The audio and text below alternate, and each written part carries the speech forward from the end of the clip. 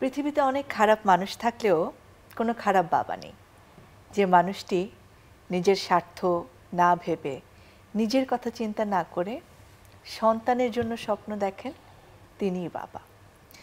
পৃথিবীতে বিখ্যাত মানুষ থাকতে পারে, অখ্যাত মানুষ থাকতে পারে, কিন্তু তারা যখন বাবা হয়ে যান, নিজেকে পার করে তাদের সমস্ত স্বপ্ন, সমস্ত আশা তার সন্তানকে নিয়েই থাকে।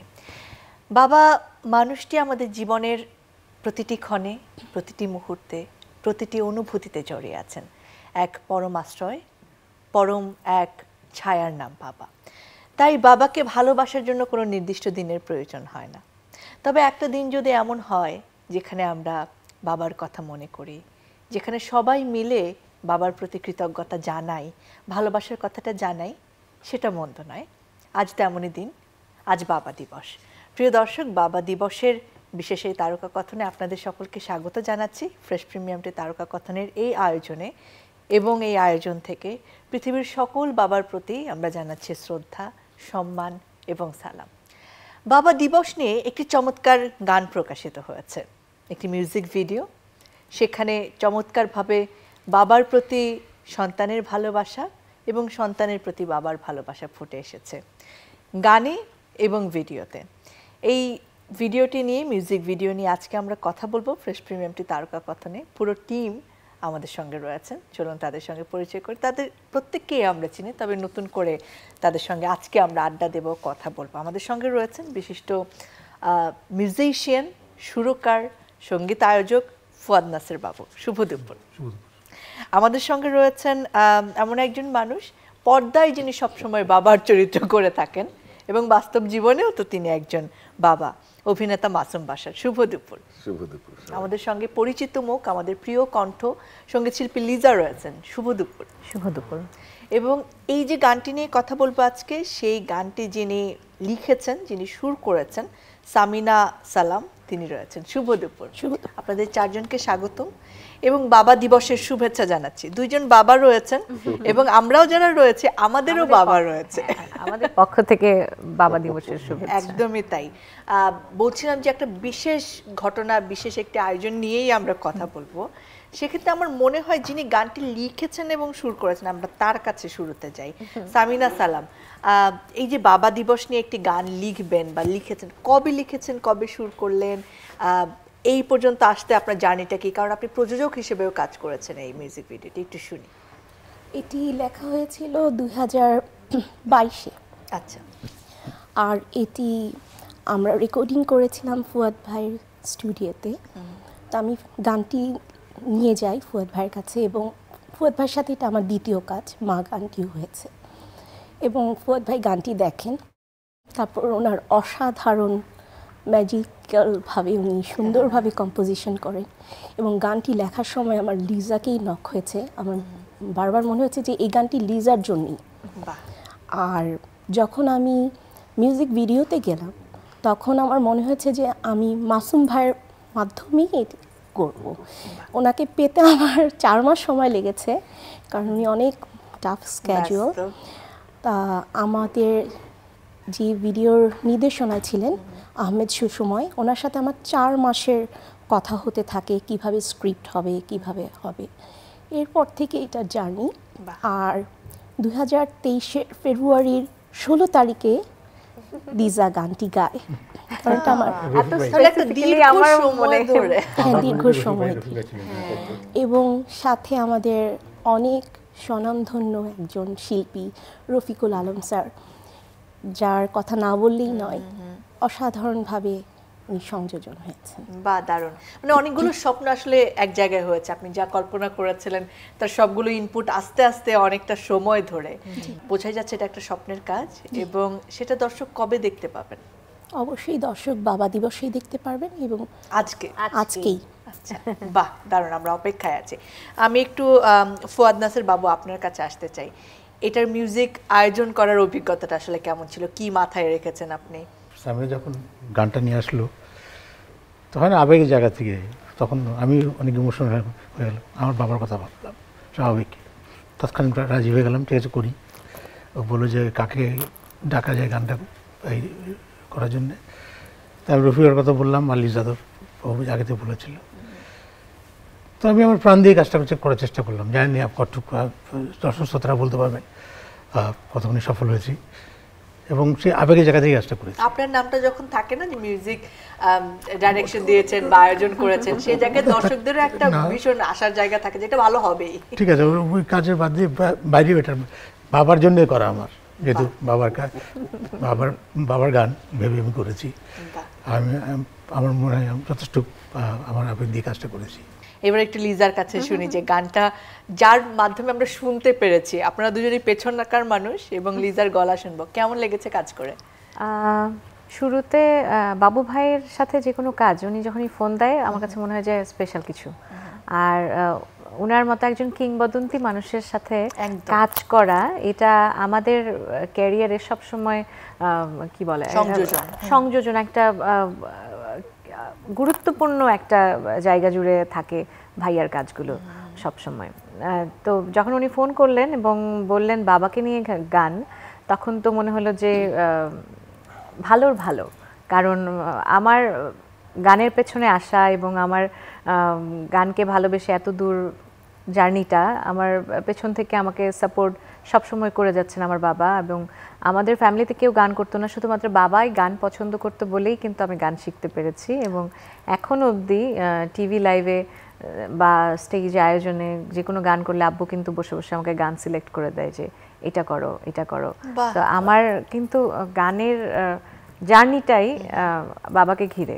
তো যখন বললো বাবাকে নিয়ে গান, তখন তো দেখা গেল যে এটা একটা স্বপ্নের কাজ হয়ে যাবে, কারণ বাবাকে নিয়ে মৌলিক কোনো গান আমার করা হয়নি, এটি আমার প্রথম গান। তো আর যখন গাইলাম আপু ছিল সামনে, এবং ওনার কাছ থেকে যখন ওনার বাবার কথা শুনলাম, বাবা তো আবেগের একটা নাম, ভালোবাসার একটা জায়গা। উনি যখন গল্প করছিলেন বলছিলেন, তখন মনে হলো যে আরেকটু ভালো করে আরেকটু এফোর্ট দিয়ে কাজটা করতে হবে, আরো সুন্দর করে গাইতে হবে।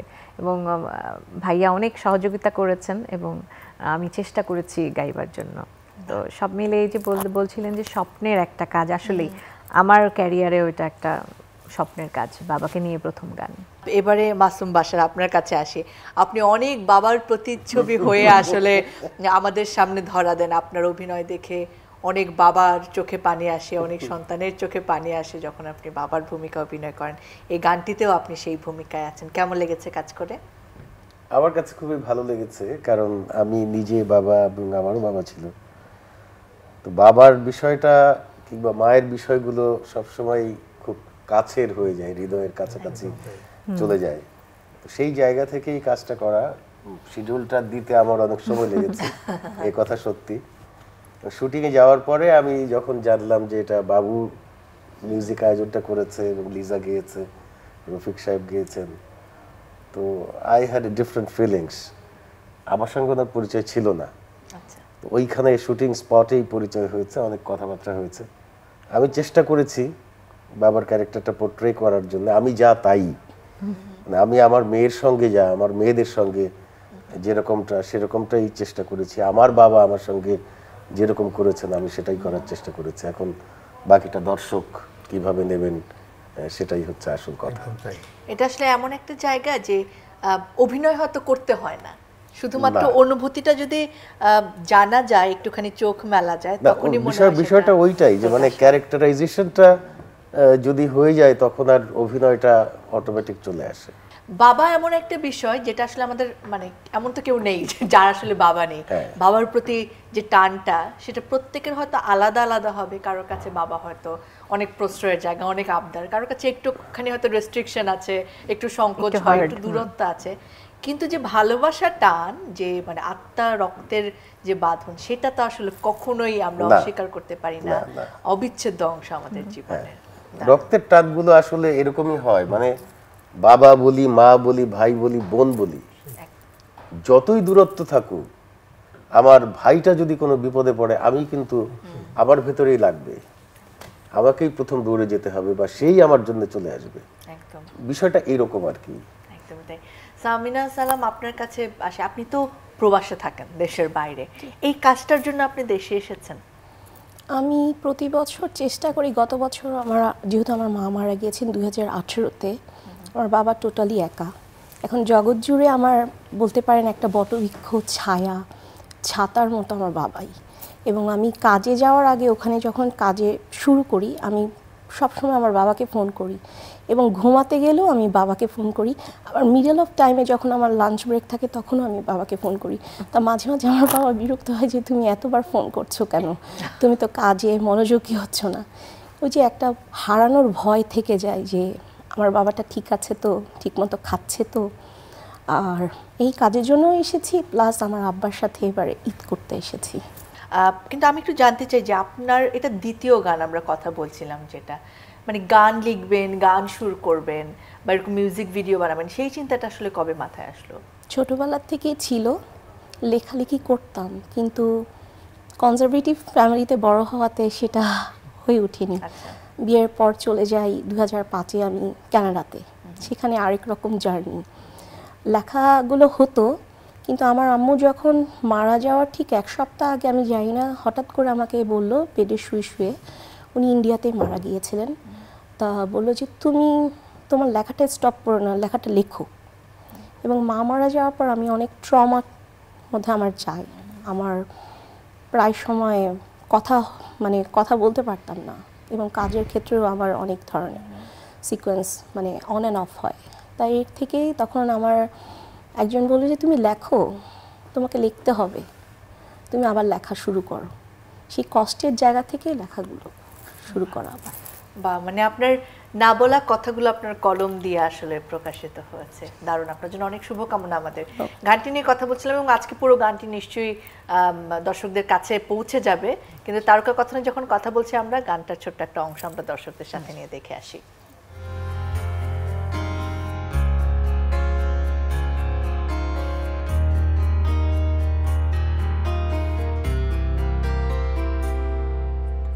বাবা তুমি আমার কত ভালোবাসা, বাবা তুমি আমার কত ভালো লাগা।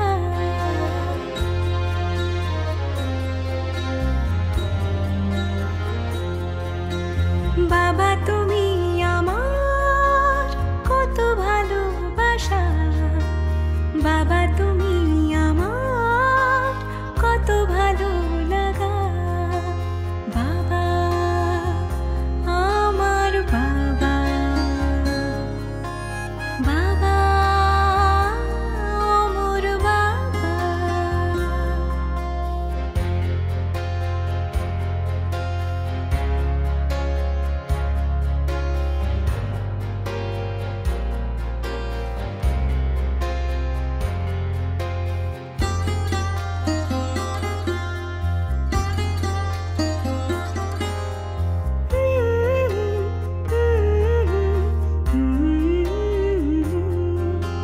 তুমি আমার চলার পথ, তুমি আমার প্রেরণা, হাতটা ধরে তোমার পাশে থাকবো চিরকাল। সোনা মা তোকে ভালোবাসি, বাবা আমার বাবা।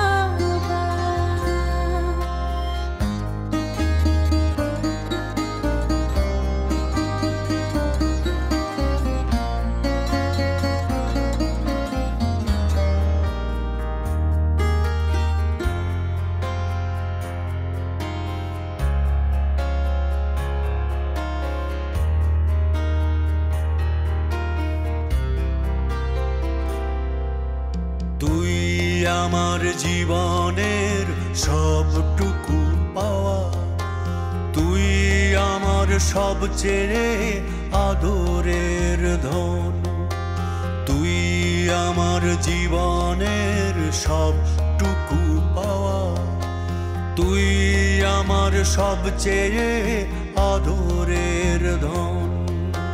কখনো যদি থেমে যায় আমার এ জীবন, স্মৃতি হয়ে থাকবে আমাদের এই বন্ধন। সোনা মা তোকে ভালোবাসি, বাবা আমার বাবা।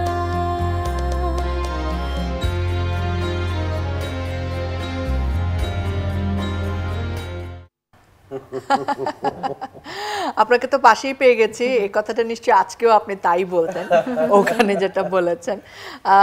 একটুখানি বাবাকে নিয়ে যদি শুনি, সবার আলাদা আলাদা স্মৃতি থাকে, কারোর একটুখানি মজার স্মৃতিও নিশ্চয়ই আছে, কারো একটুখানি দুঃখের স্মৃতি হয়তো আছে। ফুয়াদ নাসের বাবু নিজেও বাবা হয়ে গেছেন এখন, কিন্তু নিজের বাবার সাথে সম্পর্ক কেমন ছিল? বন্ধুতা ছিল নাকি একটুখানি দূরত্ব? আমি জানি আজকাল যেরকম হয় সেরকম না, কিন্তু একটু ভয় পেতাম বাবাকে আমরা, ভয় পেতাম। আমাদের আগের জেনারেশনের মানে প্রায় প্রত্যেকেই বলেন যে এরকম একটা ভয়ের সম্পর্ক, একটা দূরত্ব থাকতো, আবার কাছে যাওয়া হতো, আবার উনি কোনো সময় ভালো মুডে অনেক কথা বলতেন, কিন্তু বেশিরভাগ সময় একটা ভয়ে থাকতাম, একটা গম্ভীর মানুষ। যেহেতু উনি সঙ্গীত পেশা ছিলেন না। আপনার মিউজিক পছন্দ করতেন তিনি? উনি নিজে গান শুনতেন, সঙ্গীত পেশা পাশে প্রচুর রেকর্ড ছিল, গান শুনতেন। ইনফ্যাক্ট আমার তো ছোটোবেলায় ওই গানগুলো শুনেই আমার ভিতরে সঙ্গীতের ভাবনাটা এসছে, ওনাদের রেকর্ড যেগুলি বাজাতেন উনি ভাষায়। তো আমি যে সঙ্গীত পেশায় এসেছি সেটা তো প্রথমে সহজে নেননি, সেটা স্বাভাবিক, সহজে নেননি। কিন্তু আমি তো নেশা থেকে পেশায় চলে এসেছি, এবং পরের দিন যখন দেখলে আমি তো একটা 8-10 জন মানুষের মতো জীবনযাপন করছি, তখন উনি বিষয়টা মেনে নিয়েছেন। আমি তো সঙ্গীত পেশায় গিয়ে অন্যরকম তো কিছু হয়ে যায়। আপনার সাফল্যকে তিনি দেখে যেতে পেরেছেন? উনি মারা গেছেন 2000 সালে, ততদিনে আমি তো অনেক কাজ করে ফেলেছি আর কি, জেনেছেন আর কি। আমি একটু মাসুম বাসার আপনার কাছে শুনি, আপনার সাথে আপনার মেয়ের অনেক গল্প আমি অনেক জায়গায় দেখেছি, অনেক ইন্টারভিউজ দেখেছি, কিন্তু আপনার বাবার সাথে আপনার সম্পর্ক কেমন ছিল? আমার বাবার সাথে আমাদের সম্পর্কটা যে বাবু যেরকম বললো যে বেশ দূরত্বের, মানে একটু ভয়, একটু সম্মান, একটু ভালোবাসা, সবকিছু মিলিয়ে। এবং ওনার যে আমাদের প্রতি যে ভালোবাসাটা ছিল সেটা টের পেতে দিতেন না, মাঝে মাঝে টের পেতাম। কারণ আমার এখনো মনে আছে, মানে আমি খুব ছোটবেলার কথা, খুবই ছোটবেলা, এত ছোটবেলার কথা হয়তো মনে থাকার কথা না, আমি দন্তেশ্বর লিখতে পারতাম না। আচ্ছা, উনি আমাদের ওই উঠানে মাটির ভিতরে দন্তেশ্বর লিখে বললো যে এটার মধ্যে আঙ্গুল বোলাও। এই স্মৃতিটা আমার হঠাৎ করে মনে আসছে, তখন আমি বোধহয় ক্লাস 1-এও পড়ি না, এরকম সময়কার। আর এমনিতে মাঝে মাঝে মাকে বলতেন যে হয়তো আবৃত্তি করলে ভালো করবে, কিন্তু আমি যে এইগুলো করব সেটা উনি পছন্দ করতেন না। আচ্ছা, তো এগুলো আমি ঢাকা থিয়েটারে যোগ দিই 1973 সালে, তখন বাবা বেঁচে ছিলেন। 74 সালে যোগ দিই। তো নাটক করাটা পছন্দ করতেন না। আমি মানে বাড়ির বিদ্রোহী ছেলে হিসাবে এটা করতাম, বুক ফুলিয়ে করতাম, এমন না যে আমি লুকিয়ে করতাম, বুক ফুলিয়েই করতাম। আমি যখন বিয়ে করলাম, আব্বাই পছন্দ করলেন, আমি যে যাকে ভালোবাসতাম, আমার যিনি স্ত্রী এখন, আব্বা তার সম্পর্কে খোঁজ খবর নিয়ে নাটক করাটা তার কাছে বাধা হয়ে দাঁড়ালো না। সেও তো আমার সঙ্গে নাটক করত স্টেজে। উনি তাদের বংশ পরিচয় দেখে বললেন যে এই মেয়েকে আমার বাড়ির বউ করতে হবে। অতি উৎসাহী হয়ে সে করে দিয়ে আসলো। আমাদের ফ্যামিলির লোকজন, বিশেষ করে আমার মা বলতো যে ঠিক আছে, বিয়ে হয়ে গেছে, বউকে এখন আর নাটক করতে দিস না। কেন, সমস্যা কোথায়? বউ হইলে নাটক করতে পারবে না, এই কথা কোথায় লেখা আছে? বলে কোথাও লেখা নাই, তোর আব্বা রাগ করতে পারে। সে রাগ করলে তো আগেই করতো, বিয়েই দিত না। সে তো আমার বিয়েটা করাইছে, জেনে শুনেই তো করাইছে যে আমার বউ নাটক করে, তো তাকে কেন আমি বন্ধ করবো? আমরা দুইজনই চলে যেতাম, শো করতে চলে যেতাম ঢাকা থেকে স্টেজে, আবার একসাথেই আসতাম, কিছু বলতেন না। এরকম কত কত কিছু থাকে না, এরকম বিদ্রোহী সন্তান অনেকেই আছে হয়তো, আবার শেষে হয়তো সাফল্য দেখে বাবাই সবচেয়ে বেশি খুশি হন। আচ্ছা, বিদ্রোহী সন্তান না, আমাদেরকে বাবু, আমাদেরকে তখন সংস্কৃতি চর্চা করতে হইলে আমাদের বিদ্রোহী হইতে হইছে সব বাড়িতেই, ম্যাক্সিমাম বাড়িতে। এখনকার জেনারেশন, মানে এটা একটা জেনারেশন, লিজা আমার একটা জেনারেশন, সেখানে লিজা এসে বলছেন যে বাবা নোট করে দিচ্ছেন যে কোন কোন গান আছে। এটা সময়ের ব্যাপার। হ্যাঁ, যেমন নাজিবাকে আমি বলে দেই, আমি ওকে লিটারালি বলে দিই যে অভিনয়টা এইরকম ভাবে করতে হবে, এই জায়গা আর একটু ভালো করতে পারো, আর একটু সিরিয়াস হও অভিনয়। আমি তাকে স্তানিস্লাভস্কির বই কিনে দেই যে এটা পড়ো, how to be an actor. তো এইটা তো আমার বাবা করে নাই, আমাকে জোগাড় করতে হয়েছে। মানে ভালোবাসার ধরনটা আসলে আলাদা, প্রকাশ ধরন, ভালোবাসার ভিত্তিটা হয়তো এক, যে আমি চাই তার সবটা ভালো হোক, কিংবা হয়তো সে আরো বেশি ভালোবাসতো, প্রকাশটা তার ডিফারেন্ট। প্রকাশটা আলাদা, সেটা সময়ের সাথে সাথে হয়তো আমাদের জেনারেশন থেকে আরো বদলে যাবে। আমি দেখতে পাই যে আমাদের পরের জেনারেশনকে তোমার যা ইচ্ছা করো, আমাদের কিন্তু বাবা মা স্বপ্ন দেখতেন আমাদেরকে নিয়ে, তুমি এইটা হও আমি চাই। আমাদের পরের জেনারেশনকে হয়তো এটাও বলবে না যে তুমি যা ইচ্ছা। হ্যাঁ, যেমন আমার ব্যাপারে আমার বাবার স্বপ্ন ছিল আমি মিলিটারিতে যাব। আচ্ছা, আমি তো কিছুতেই যাব না, আমাকে দিয়ে জোর করে পরীক্ষা দেওয়া হলো। আইসিএসবিতে গিয়ে আমি ওখানে নিয়ম কানুন মেনে চলতে হয়, আমি নিয়মের বাইরে সব করলাম যাতে আমাকে ফেল করায় দেয়। আচ্ছা, আর রিটেন ভাইভাতে অ্যালাউ হয়ে গেছি এবং লিটারালি আমাকে ফেল করায় দিল। আটকানোর একমাত্র উপায়। হ্যাঁ, আমি এখান থেকে সগর্বে বাসায় এসে বললাম আমাকে অ্যালাউ করে নাই। আমার কি করার আছে? আমার তো কিছু করার নাই। এবার একটু লিজার কাছে যাই, গল্পটা নিশ্চয়ই একটু অন্যরকমই হবে। আমরা শুনছিলাম একটুখানি যে বাবার সাথে বন্ধুতা আছে। তো আমি যেটা বলেছি যে আমার কাজ এবং আমার শুধুমাত্র গান না, আমি ব্যাডমিন্টন খেলা নিয়েও আমার বাবা আমার সব ক্ষেত্রে ওভাবে সাপোর্ট করতো। এবং দেখা যেত যে আমি সব সময় সব ইন্টারভিউতে বলি যে নতুনদের জন্য কিছু বলার থাকলে তখন বলি যে দেখা যায় যে ফ্যামিলি থেকে এই যে বাবা মার স্বপ্ন থাকে বাচ্চা কি হবে, এটা একটা প্রেশার কিন্তু বাচ্চার জন্য যে কোনোভাবে। তা আমি যখন কাজ করতাম অনেক কম্পিটিশন করা হতো ছোটবেলা থেকেই। আমরা বড় হয়েছি এমন একটা পরিবেশে যে সবাই গান করছে, নাচছে, বিতর্ক, ছবি আঁকা সব করছে একসাথে। তো ওখান থেকে কম্পিটিশন করা, কিন্তু আব্বু আমাকে কখনোই বলতো না যে এই কম্পিটিশনে বা পড়াশোনাতেও এখানে তোমাকে ফার্স্ট হতে হবে বা এখানে তোমার অনেক ভালো করতে হবে। কিন্তু হ্যাঁ, এই প্রেশারটা আমার কখনো ছিল না। শুধুমাত্র কম্পিটিশনে আমি রুমে ঢোকার আগে সবসময় তো আব্বু বাইরে দাঁড়িয়ে থাকতো যে আমি কম্পিটিশন করছি, বাইরে দাঁড়িয়ে আছে। রুমে ঢোকার আগে বলতো যে তুমি যেটা পারো তোমার সর্বোচ্চ ভালোটা তুমি ভালো করে গাইবার চেষ্টা করো, দ্যাটস এনাফ। আর তুমি যেখানে অংশগ্রহণ করেছো এটাই অনেক বড় ব্যাপার। তো এই যে আমার রিলিভের একটা জায়গা, যে আমি আমার প্রেশার নাই, সেই কারণে মনে হয় যে আমি আস্তে আস্তে টুকটাক করে খুব কম সময়ে, মাত্র যখন ক্লোজ আপ ওয়ানে চ্যাম্পিয়ন হলাম 2008-এ, এত প্রতিযোগীর মধ্য থেকে, আমার মনে হয় এই প্রেশারটা যখন ছিল না সেই জন্য হয়তো বা আমি করতে পেরেছি। এখন আমি বুঝি আমার বাবাকে নিয়ে বলার তো শেষ নাই, বাট সিগনিফিকেন্টলি যদি বলতে চাই তাহলে আমার এটা আমি ফিউচারে আমার সন্তানদের সাথে করব যে কোনো প্রেশার নাই, তুমি যেটা পারো সুন্দর করে করো। এই যে প্রেশার নাই বিষয়টা মনে হয় 80-র দশকের পর থেকে এসেছে, না? আমাদের উপরে প্রেশার ছিল, আমরা কিন্তু আমাদের সন্তানদের প্রেশার দেই না। আপনাদেরকে একটু আফসোস লাগে? এই সময় জন্মালে হয়তো মানে আরো ফ্লারিশ করতে পারতাম বাবু। আবার এত আলো ছড়িয়েছে যে আমরাও আপনাদের দ্বারা আলোকিত হচ্ছি। না, আমার কাছে মনে হয় এটা আবার উল্টোও হতে পারে, যে সামনে আবার মনে হয় বাবা মা স্ট্রিক্ট হয়ে যাবে, যে স্ট্রিক্ট হতে হবে, যে বাচ্চারা এত দুষ্টুমি করে, সময় আসলে ফিরে ফিরে আসে, সময় সবকিছু ঘুরে ফিরে আসে। সামাজিক অবস্থার উপরে নির্ভর করে এটা হয়। সামাজিক অবক্ষয় যদি বেড়ে যায় তখন আবার রেস্ট্রিকশনটা আসবে, নিয়ন্ত্রণ তো করতেই হবে, আবার আসবে।